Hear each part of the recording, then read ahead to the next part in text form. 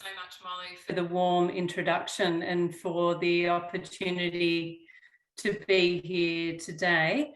As Molly mentioned, I work with the Victorian Government and we help to administer the energy portfolio on behalf of the Victorian Government, and my responsibilities cover hydrogen and business and industry engagement and digitalisation of the energy sector and a range of other emerging energy technologies. So without further ado, I'd like to start by acknowledging the traditional owners of the land in which I join you from, which is the Wurundjeri people of the Kulin Nation, and I pay my respects to elders past, present and emerging, and any elders of any communities that may be with us today. Next slide, thanks Molly. So I'll start by giving an overview of Victoria. So our state is an internationally engaged economy with strong investment appeal and a global reputation for livability and world-class infrastructure. And with about 24% of Australia's gross domestic product, Victorian economy is larger than Singapore's, New Zealand's, and most Southeast Asian nations. Melbourne is also Australia's second largest city, and it's soon to be our biggest, overtaking Sydney in the coming years. Our state's competitive, low risk and transparent environment offers a strong regulatory environment with a robust and transparent legal system, competitive business costs and sophisticated financial services sector. We're also known for a highly skilled workforce with strong engineering and digital technology capabilities. Late last year, the Victorian Government made the largest ever investment in clean energy of any Australian state government to date, with $1.6 billion in funding support to support the transition to a clean energy future. Some of the top announcements as part of this package, which we're currently in the process of implementing, include just under $800 million for household energy efficiency, $540 million to develop 6 renewable energy zones across the state, $191 million to expand the existing solar homes program, sort of putting in photovoltaics and coupled with batteries on household roofs, $108 million to develop next generation energy technologies in renewable hydrogen and offshore wind, and a range of other activities, including community energy, microgrids, neighbourhood batteries, and funding for a second renewable energy reverse auction. Next slide, thanks. So Victoria has legislated ambitious clean energy targets, and the transition to a cleaner energy future is well underway as we move towards 40% renewable energy by 2025 and 50% by 2030. And this will lead us to our legislated net zero emissions target by 2050. Our first renewable energy auction in 2017 is delivering over $1 billion in capital investment and has contributed to a 70% increase in renewable jobs in its first 2 years. And in addition to 1.4 gigawatts of utility scale wind and solar generation, the Victorian Government has also supported investment and delivered targeted programs to support distributed solar and battery systems, electric vehicle charging infrastructure, utility scale energy storage, innovative microgrid demonstration projects, and a range of energy efficiency initiatives. And increasingly, we're working on renewable hydrogen. This has led to the development of the Victorian Renewable Hydrogen Industry Development Plan, which was released in February this year. Next slide, thanks. The Victorian Government defines renewable hydrogen as hydrogen produced from entirely renewable sources, and this usually means using renewable energy such as solar or wind to separate water into hydrogen and oxygen through a process called electrolysis. You can also produce hydrogen from non-renewable sources, but our focus here is renewable hydrogen and what I'm going to be talking about today. Renewable hydrogen offers enormous potential as a clean, reliable and safe alternative to natural gas, transport fuel and industries that are difficult to electrify.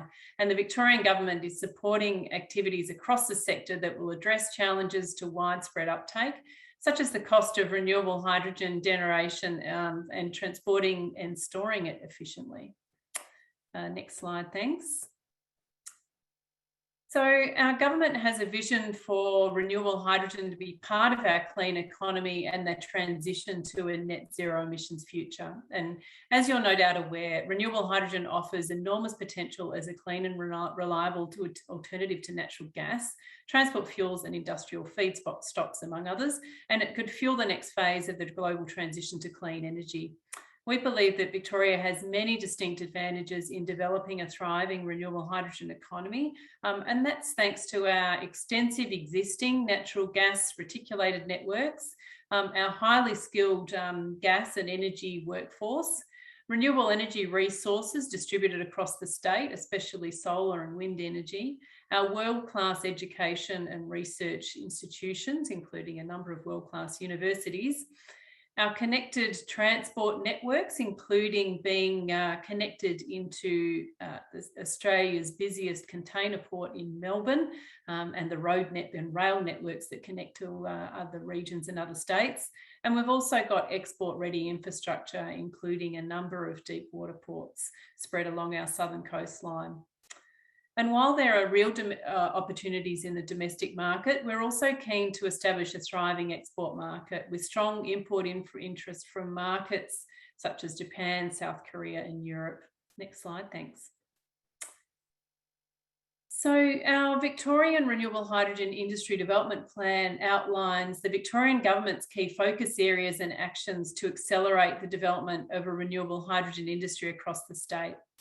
It sets out how our government will lay the foundations to support this emerging industry, and connecting sectors of our economy through renewable hydrogen is expected to bring new jobs and investment and spur economic growth and innovation, and that'll drive forward our transition to clean energy.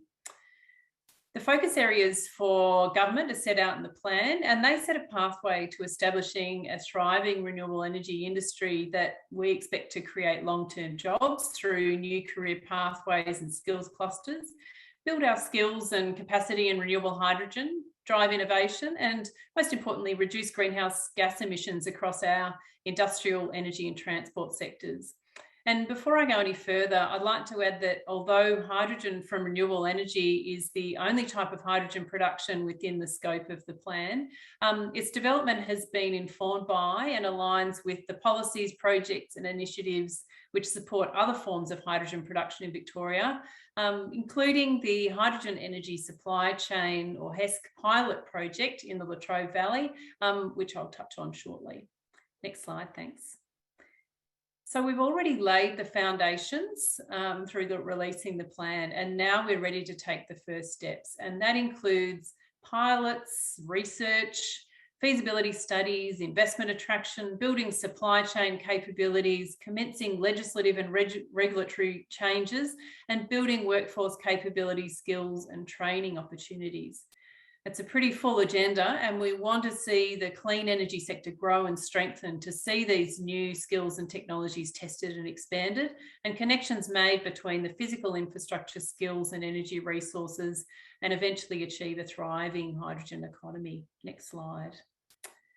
So to complement this plan, we're also supporting several key initiatives as a first step towards establishing a hydrogen economy. And we recently closed our first renewable hydrogen grants, and that included $6.2 million to support renewable hydrogen pilots, trials and demonstrations, and a further $1 million to enable business cases and feasibility studies for businesses to transition to renewable hydrogen, and most importantly, to step out what it's going to take to get there.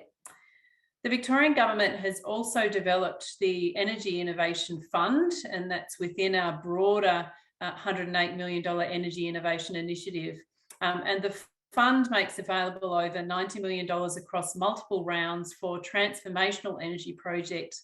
And the fund is intended to support commercialisation, including feasibility and pre-investment studies, front-end engineering design, pilots and demonstrations, with a vision of supporting the technologies that we believe we're going to need as the next phase to help us achieve our clean energy ambitions. through the Victorian Higher Education State Investment Fund, we'll provide $10 million to support development of the first international hydrogen development partnership in Australia with Swinburne University, Australia's CSIRO, and Germany's ARENA 2036. And the Victorian government has also provided $9 million towards Deakin University's high cell facility, and that's located in Renewable in southwest Victoria, which is one of Victoria's first facilities for testing, manufacturing and training in new hydrogen technologies, and that's currently under development. So these activities will also complement some others that are already underway. And for instance, Victorian Government, as a founding member of the Australian Hydrogen Centre, has provided $500,000 towards their operations. We've also sponsored the CSIRO's hydrogen studies, and there was a $20 million zero emission bus trial undertaken this year by the Victorian Department of Transport. And they've received some applications, and that will be implemented in due course. And this is just the beginning, and as we start to build scale and demonstrate the hydrogen potential across our state. Next slide, thanks. So there are two large-scale hydrogen projects which I'd like to spotlight, which are happening or about to happen in Victoria right now. And one is, as previously mentioned, the Hydrogen Energy Supply Chain Pilot Project. And the other is the Hydrogen Park Murray Valley Project. Sorry, there's a lot of words there to get out.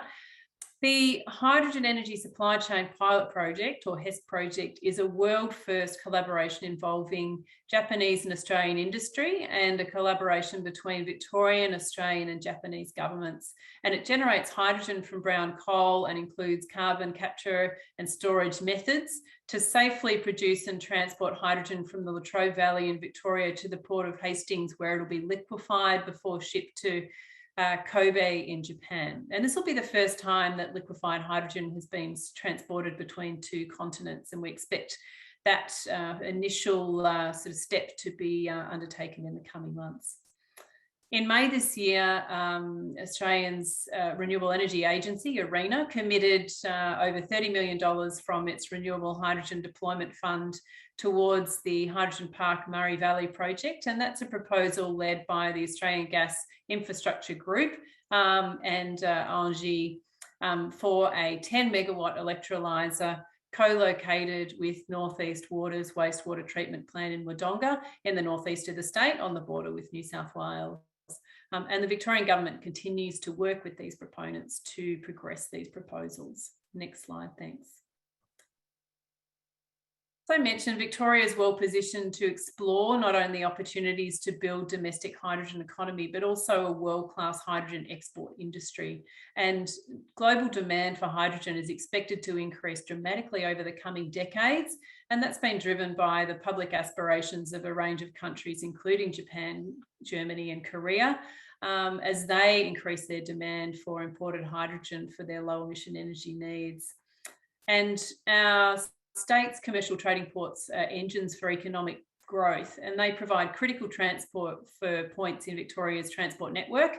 As I mentioned before, they're well connected in there, as well as to areas of industry and renewable energy generation, and that will connect Victoria's energy sources to international markets. For hydrogen as an export product, many of Victoria's commercial deep sea shipping ports have the necessary infrastructure, or at least the potential for it, to facilitate ship loading that would make Victoria an excellent hub for hydrogen export. Next slide. Central to our approach is Victoria having all the right elements for establishing a renewable hydrogen economy. And we've got 6 renewable energy zones with varied resources and infrastructure relevant to renewable hydrogen generation and use.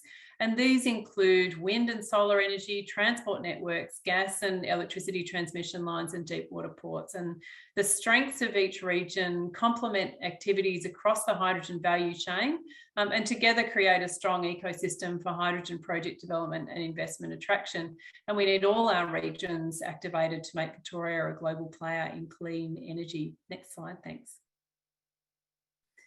We also want to support collaboration across the hydrogen supply chain, and that's why we've co-funded, along with the National Energy Resource Australia, or NERA, their regional hydrogen technology clusters in Victoria. And that includes $200,000 to establish the 4 Victorian clusters in Greater Geelong, Gippsland, Clayton and the Mallee regions, and over $100,000 to establish a statewide Victoria cluster network. So hydrogen clusters are connecting hydrogen players from academia, government, industry and startups around strategic regions with strong potential for hydrogen. And they're facilitating partnerships to drive opportunities to collaborate, attract investment, solve industry-wide challenges and drive commercial projects. And this we expect will support the acceleration of the hydrogen economy and bring economic benefits. And we see the development of renewable hydrogen as moving from hydrogen hubs, nodes, clusters and pilots through to scalability and eventually a flourishing hydrogen economy. And I will note that while there are 4 existing clusters, we do expect that further clusters will emerge and be supported as the sector develops. Next and final slide. So thanks everyone for your time today, and I hope you found this presentation informative. I've provided some contact details on this final slide, as well as a link to the Victorian Renewable Hydrogen Industry Development Plan, and I look forward to your questions.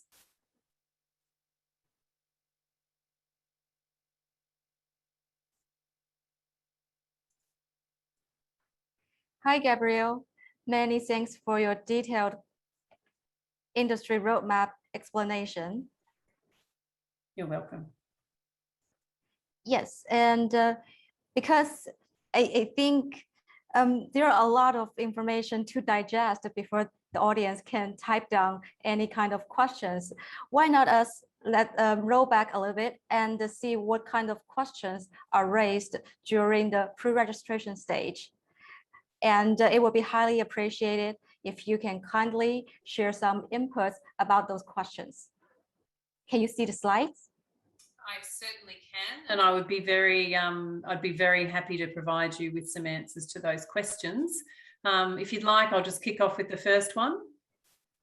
Yes, that would be perfect. Basically, all those 5 questions are about supports that the government can provide. Starting from the first one, what levers are federal and the state governments exploring to help develop the domestic hydrogen industry? And also, I think we can combine the question 1 with question 5. So when you develop the domestic hydrogen industry, what other supports that you will adopt to promote the domestic demand of hydrogen? Sure, thanks, Molly. So I'll just point out, as I mentioned in my presentation, we're using several methods to develop a domestic hydrogen industry. And firstly, we're investing in research and development, as I mentioned, through the Australian Hydrogen Centre, Deakin University's HyCell Centre in Warrnambool, and Swinburne University's Victorian Hydrogen Hub. And these investments are designed to address barriers to widespread uptake by investigating transport and storage methods, testing demand-side use, and raising awareness of the ways that renewable hydrogen can be used. Secondly, we're providing grants to assist businesses to transition to renewable hydrogen. As I mentioned, we've had some grants that recently closed for applications, and they've been targeted to early stage development, such as business cases and feasibility studies. So most importantly, there's a number of areas where hydrogen can be used, and we really need to support businesses to understand what that future might look like. Obviously, there's a lot of uncertainty at the moment, and really providing some funding support to be able to explore those opportunities. We're also funding early capital works required to upgrade equipment or build electrolyzers through the Commercialisation Pathways Fund. We've also got the larger Energy Innovation Fund. As I mentioned, that's a technology agnostic fund, and it's open to eligible hydrogen projects that are more developed and closer to commercialisation. So we've got covering funding for projects under a range of different areas. The other ways we're supporting the development of the industry is by funding the 4 hydrogen clusters across the state. And we feel very strongly that that needs to be industry-led. This is not a government-led initiative. This is something that where we see we need to support the industry to be able to create those connections and to solve the problems, and also be able to grasp the emerging opportunities for an emerging economy. And we're also involved in a whole range of other fora, such as the National Hydrogen Strategy working groups. And we're also looking at supporting any large-scale projects within our state. I mentioned the HESC project in the Latrobe Valley and also Hydrogen Park Murray Valley. We keep an eye on the various different developments that are happening around the state, just to see how we can help. And to be able to provide that information exchange and facilitation as well for the emerging industry, so that we can act as a sort of as a connector in fostering this evolving community. Great, very nice to hear that detailed roadmap. And we'll move on to the second question, the role of hydrogen clusters. To be more specific, any progresses so far? Oh, I see, yes. As I mentioned, we're really excited by those clusters and see those as being really key to be able to get industry engaged and collaborating. I think in the early stages, we can't assume that any one single company is going to be able to sort of rush ahead and be able to establish a flourishing hydrogen economy. We need to be working together. When we're really starting from scratch to build something, we need to make sure we've got that cross collaboration to be able to avail ourselves of any emerging opportunities that are coming up. Obviously, what the clusters discuss, whilst we're involved across the various clusters we're supporting through our statewide cluster network, anything that that's bubbling away in terms of projects in development, that's commercial in confidence, and I'm not at liberty to say. And in fact, there's probably many opportunities that I'm not even allowed to be made aware of, being state government. But that's what we're trying to support. We're just trying to create that crucible of innovation within these different regions, so that they can look at what they can work on together, that what some of those regional advantages or opportunities or challenges might be, and then we sort of provide additional support just to see how we can help to make those happen. So we're trying to encourage that collaboration across and between the regions to support alignment with Victoria's hydrogen vision. Yes, perfect. And the third question seems to be a very general one to touch on, from the use of hydrogen to blending into the gas pipelines, exporting, etc. I find one question in the Q&A box really resonates, this one. And from Miro Mars, and hope to have Gabrielle's answer. What's the plan to export hydrogen from Victoria? What type of transportation to overseas? I think it is an interesting question, and I think we're looking right across the scale. Obviously, we've got export with our sites. We've made some early investments in the state with the hydrogen energy supply chain pilot project in the Latrobe Valley. And that, as I mentioned, that's liquefying hydrogen produced from brown coal with carbon sequestration for shipping to Kobe in Japan.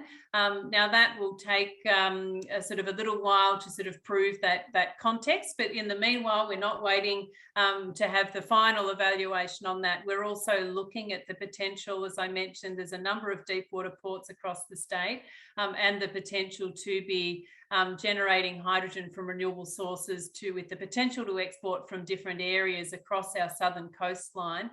In terms of picking any winners when it comes to how we get that hydrogen exported overseas, obviously we're aware that there's through the hydrogen energy supply chain project, they're looking to liquefy the hydrogen to export it, but there's also the possibility of turning hydrogen into ammonia, and that's a tried and trusted way of shipping to international markets. We have actually seen some interesting studies that show that shipping in terms of the final landed cost of hydrogens can actually be a comparatively small proportion of the final hydrogen cost for international markets, even markets in Europe. And that means that we're fielding interest from a number of different markets, and obviously we'll be exploring different ways that we can get our hydrogen produced in Victoria into international markets, whilst at the same time ensuring that we're establishing a sustainable and thriving local hydrogen economy through our industries and businesses. We're not just focused on export of the commodity, but very much focused on the local opportunities as well. That would be perfect. And one follow-up question, is hydrogen be included in trade agreements between Australia and other countries, or will it be included? I'm not at liberty, I think, to answer that question. I think that's a question for our federal government. Being a state government employee, I think I will sort of stand away from sort of inter-country agreements on that point. But I am aware that hydrogen is very much high on the radar of our national government's priorities, and I'm sure that they will be dealing with it appropriately. That's a very good answer. And let's move on to the fourth question. What is it expected for green hydrogen to be produced on a commercial scale at a competitive price? It's about economics. Yeah, sure. So the Commonwealth Government has set a goal of H2 under $2, and that goal in their technology investment roadmap they see as the point at which clean hydrogen will become competitive with other fuel sources. When we have to keep in mind that hydrogen is expected to be competitive at different prices depending on the end use. For instance, one of the early opportunities looks likely to be liquid fuel replacement for heavy vehicle applications, and that's identified in a number of publications, including the National Hydrogen Strategy. And there may be other drivers such as security of supply that should be taken into consideration if we're looking to see if hydrogen is competitive per se. And we see that according to research conducted by ARENA, that demand for hydrogen exported from Australia could be over 3 million tonnes each year by 2040, and that could be worth up to 10 billion each year to the economy by that time. In terms of what happens sort of between now and then, we've seen in recent years just how quickly large-scale solar energy has plummeted down the cost curve in our state. And I think, any analyst has been surprised by the speed at which the price of generating energy from large-scale solar has reduced within that time frame. And we could expect something similar to happen with renewable hydrogen production, in that we might see it be becoming to cost parity with other energy sources in a shorter time than we realise. But it's a difficult question to answer depending on the sector, whether you're talking at domestic gas use, for industrial purposes, whether you're using it for heat as a feedstock for energy generation, as an energy storage medium, as a replacement for liquid fuels in the transport sector, and so on and so on. I hope that gives some kind of clarity as to some of the potential and some of the complexities when it comes to answering that question. Yeah, that depends on a lot of situations and would require a detailed explanation on that.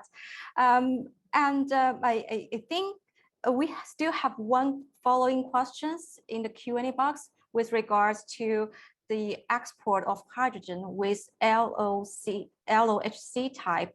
I'm not quite an expert on that part. Gabrielle, would you like to take the question? I'm not quite an expert on that one either. I'm not quite sure. Yes, I'm not sure whether that's quite a question for me, but I'd be happy to take it on notice. Okay, and I think we can leave this question to the following speakers. And thank you very much, Gabrielle, for all your presentation. It's very inspiring. Thank you so much, Molly, for the opportunity. It's been a pleasure. Thank you.